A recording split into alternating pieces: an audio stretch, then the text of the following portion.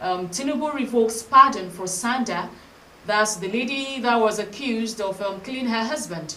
Then 140 high-profile inmates.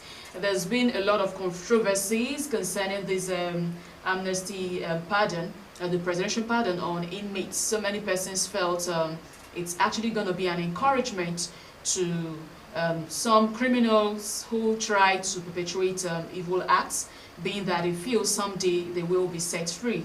A lot of persons did not really take it well when it was actually announced. That we felt, what's then the reason? What's the justice for those who actually seek justice for the ill treat or inhumane treatments meted out on them? Now we can see the presidency actually had to revise most of those names or lists, that were granted the amnesty. Then Senate screening, CDS eyes foreign partnership to crush insurgency. Senate screening, CDS eyes foreign partnership to crush insurgency. You find that on page 7 of the Punch newspaper. And the image here on the Punch, we have, just like in every other paper today, we have the TAN Security Services Nigeria Limited congratulating the new service chiefs.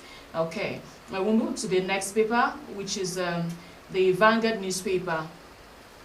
On the Vanguard, here we have how to fix Nigeria's security challenges. This is coming from the service chiefs. How to fix Nigeria's security challenges, coming from the service chiefs. And that's on page 5. Grab a copy of the Vanguard and you get the details of what this is all about. Then power supply. Nigeria, Siemens signed first phase 1 power deal, 7,000 megawatts to grid. Power supply. Nigeria, Siemens signed phase 1 power deal, 7,000 megawatts to grid. That's on page 20 of the Vanguard newspaper. Then Tinubu excludes convicts of kidnapping, drugs, firearms offenses from clemency list. Tinubu excludes convicts of kidnapping, drugs, firearms offenses from clemency list. That's on page 9. I think this actually, it's well understood. So many persons really will not have anything, any reason to wink an eye on this particular one, because we feel these are actually offenses. Yes, they were convicted for, and if there should be a pardon, it should be for those kind of offenses which tend to be minor, or to some who even feel they might be innocent actually, but we're still there, remanded in prison custody. Okay, we move to the next paper.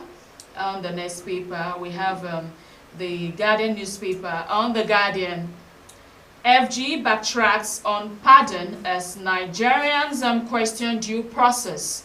FG backtracks on pardon as Nigerians question due process. You'll find that story on page 6 of the Guardian. Yes, like I said earlier, some persons, even as they are rejoicing, while some are of the opinion that these ought to have been done before making the initial announcement of the presidential pardon.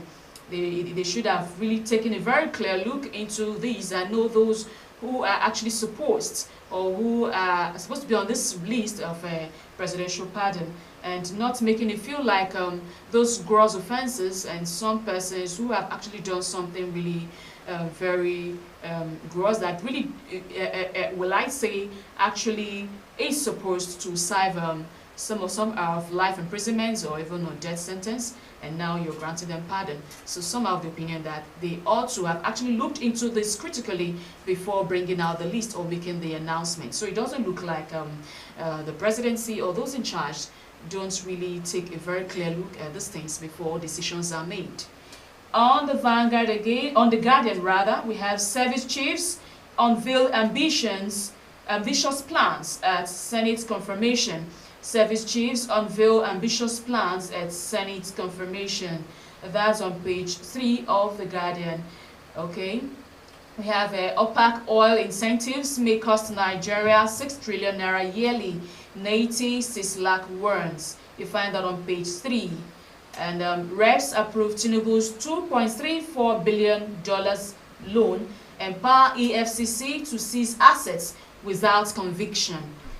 Reps approve Tinubu's 2.34 billion naira loan, empower EFCC to seize assets without conviction.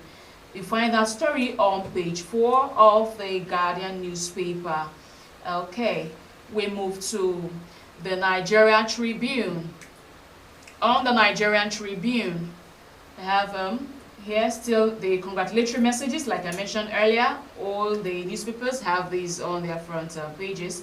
They have Southwest leaders, traditional rulers unite for regional progress. Southwest leaders, traditional rulers unite for regional progress.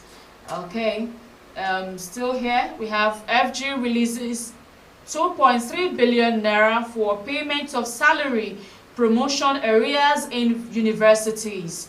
FG releases 2.3 billion naira for payment of salary promotion arrears in universities. Wow, I think this is a welcome development. I think with these, we won't be hearing about ASU strike here and there, be it warning strike or indefinite action. Okay. Still on the newspaper review, we go on to the Daily Trust. On the Daily Trust, alleged coup plot. Silva confirms raid on residence. Alleged coup plot. Silva confirms raid on residence. Okay, still on the Daily Trust. National Assembly okays Tinubu's request to borrow $2.35 billion. Then Kano confirms 4 new variants of polio virus. Kano confirms 4 new variants of polio virus. These you find on the Daily Trust. Then banks' credit to private sector drops by 6 trillion naira in 4 months. Banks' credit to private sector drops by 6 trillion naira in 4 months. Okay, then FG withdraws pardon for Miriam Sanda drug leaders. Okay, FG withdraws pardon for Miriam Sanda drug leaders. Okay, we've heard that in the other papers we've read so far. Then alleged Christian genocide. U.S. lawmakers relying on faulty data. That's coming from FG. Alleged Christian genocide. U.S. lawmakers relying on faulty data, says FG. That's on page 6 of the Daily Trust. Okay, we all hear about the killings and we've seen about the killings. Okay, we'll see about that. Protest. Curfew trail Tanzania presidential poll. Curfew, protest trail Tanzania presidential poll. Just like we heard during our news updates this morning concerning the presidential and parliamentary election, there have been protests, many injured, and this has given rise to curfew starting from 18-hour local time in Tanzania. Okay, Shatima to ACF. Don't allow mischief makers divide Nigeria. Shatima to ACF. Don't allow mischief makers divide Nigeria. Okay, the story you find on the Daily Trust. The next is the This Day newspaper. On This Day newspaper, NNPC shops for equity partners to high-grade its comatose refineries. NNPC shops for equity partners to high-grade its comatose refineries. Okay, here it says Port Harcourt, Warri, Kaduna facilities will work, says Ojulari. Then prices to rise further as FG approves 15% tariff on imported fuel. Official letter indicates it will trigger 99.72 naira per liter. Okay, 99.72 naira 72 kobo per liter increase in Lagos. Then both argues it will allow domestic refiners to cover costs. This you find in the This Day newspaper. The new service chiefs get Senate confirmation, vowed reforms to tackle insecurity, boost troops' welfare.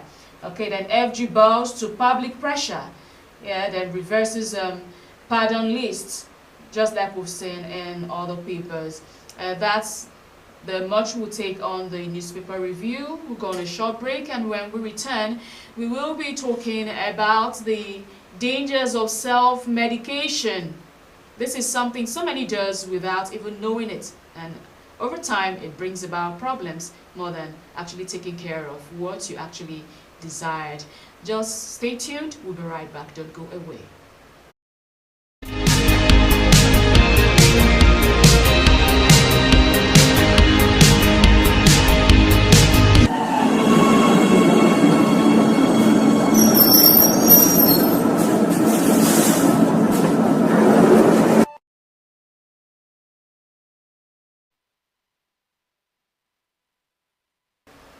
You're welcome back. In case you're just joining us, this is Dawn Train on RSTV, channel 22, Port Harcourt. Before the short break, I talked about we having a look into the effects of self-medication. Like I said, this is something so many of us indulge in even without knowing the consequences of this act. Like here we have self-medication is when someone uses a substance to apply treatment for an ailment or emotional state.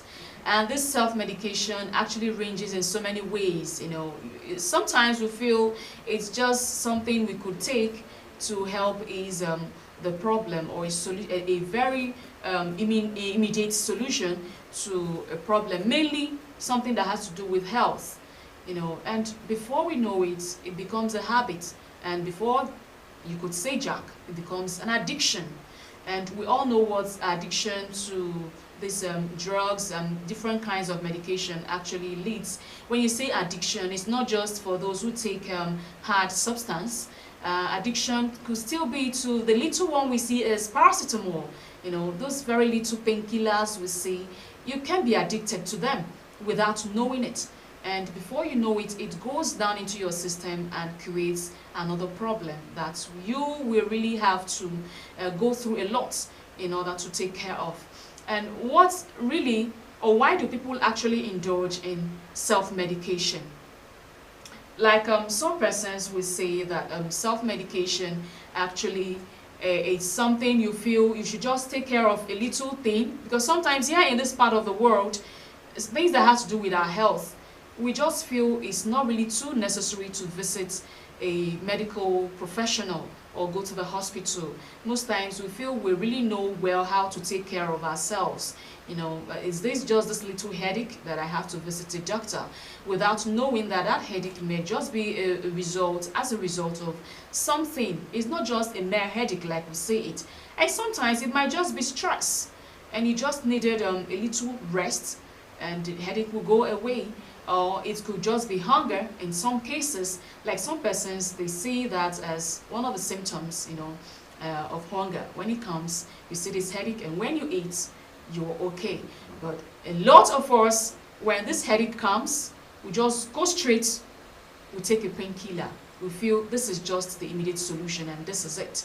And sometimes most of this self-medicating, you know, what it does is it kind of subsides the pains for a while. It doesn't really cure or make it go away entirely. It just subsides it for a while, and before you know it, it comes back again, and you see yourself over and over again, you know, visiting this particular medication, visiting this particular medicine. I won't use the word drugs, you know, visiting this particular medicine, and you feel you're doing yourself any good. You are not helping yourself. The self-medication has actually led to a whole lot of things, because most times you feel it's just a little pain, it's a little stomach ache, yeah. It's not something serious, or you just feel feverish. In fact, malaria has suffered in this side of the world, because we associate every little feverish conditions to malaria. You see someone and you ask the person what's wrong with you, the person will tell you malaria, even without going for proper diagnosis to really determine what exactly is the problem. We just target malaria and we go straight to purchase an anti-malaria medicine, and we find ourselves without the prescription of a medical practitioner or a medical professional. We just on our own go to get these medicines. The other side of the world, yes, I mean, abroad, there are some medications you cannot just get over the counter. You just have to present your prescription, which is given to you by a doctor, before you have access to such medication. But here, it's not applicable.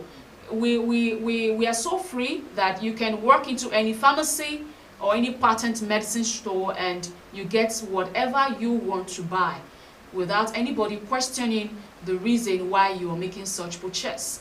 And I believe it's one of the reasons we feel what it actually encourages us in this issue of self-medicating.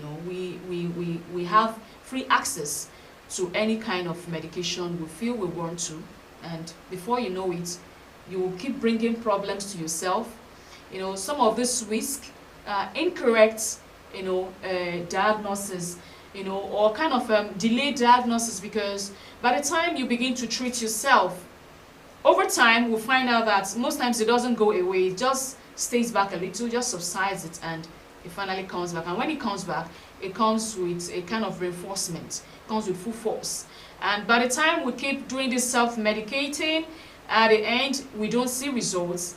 That's when we feel we can now go to the hospital.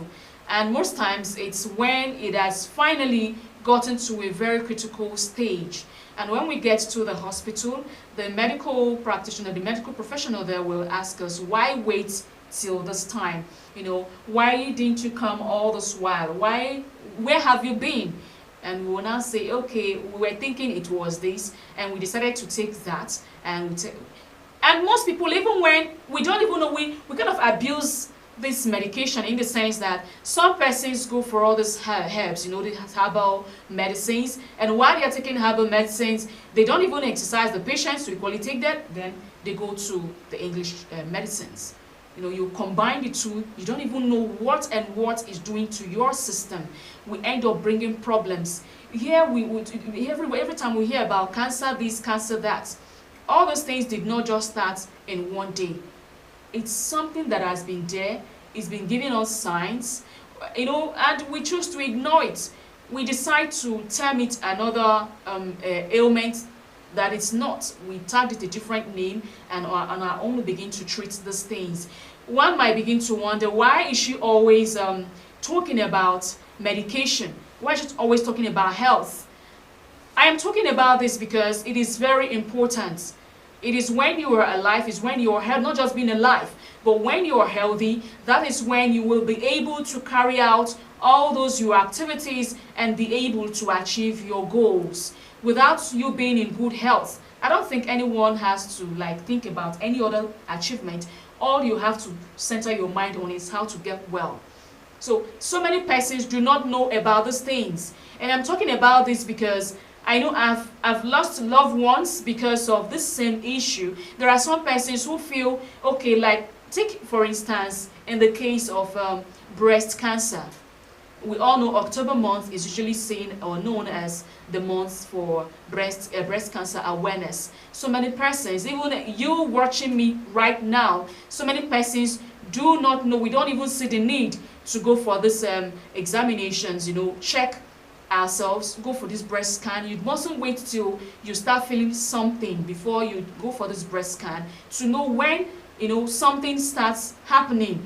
Or try to examine yourselves. I know about loved ones who actually ignored these things even when the signs were there, but they just felt, okay, I can just take ampiclos, I can just take this, I can take that, and before you know it, it grew from stage 1, 2 through to the advanced stage 4. And finally, what happened? With all the money, all the medication, everything, they still lose their lives. It's not something we should be happy about.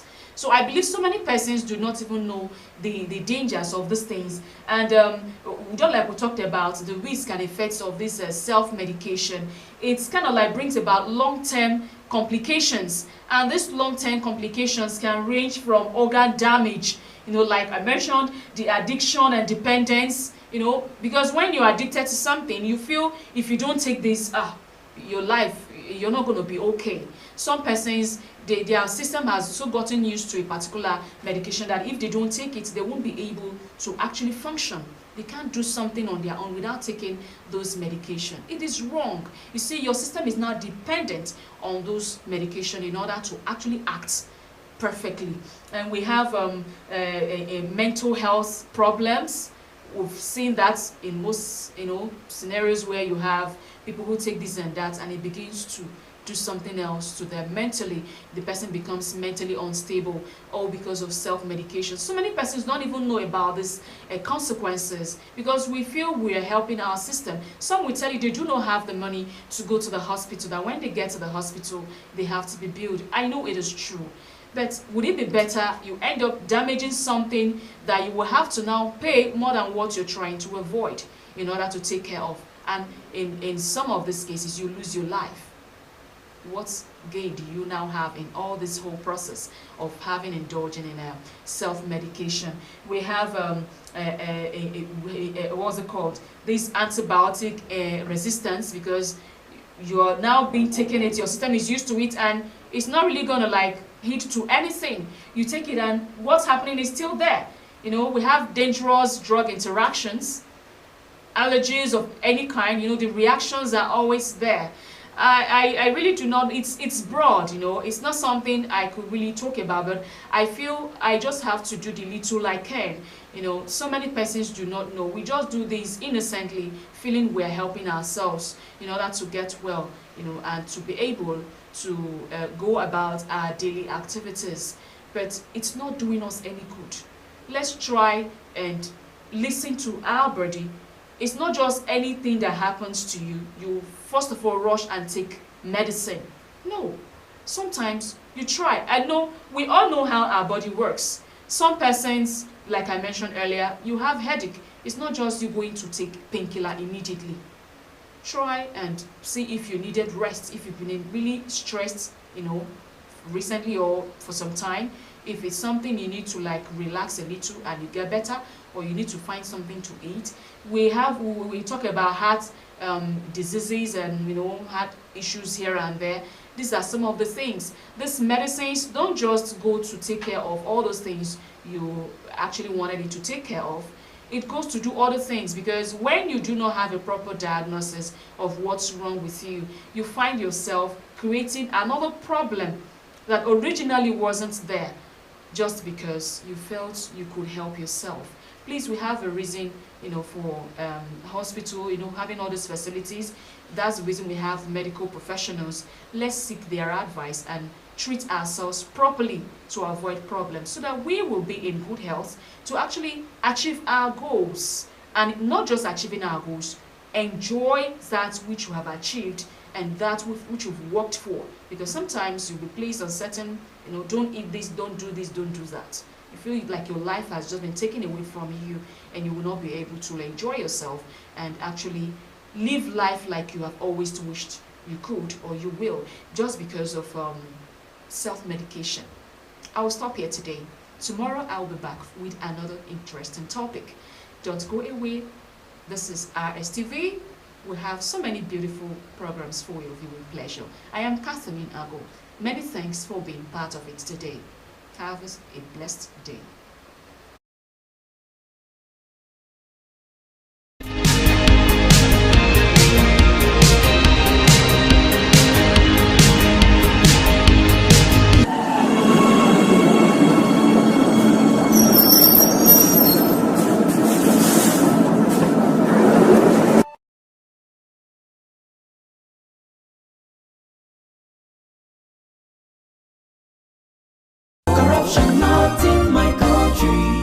Hello, caller. How are you? I'm fine, ma. About that, your handout, what is the cost again? Just give me a minute, mommy. Let me confirm. I'm not sure of the exact price.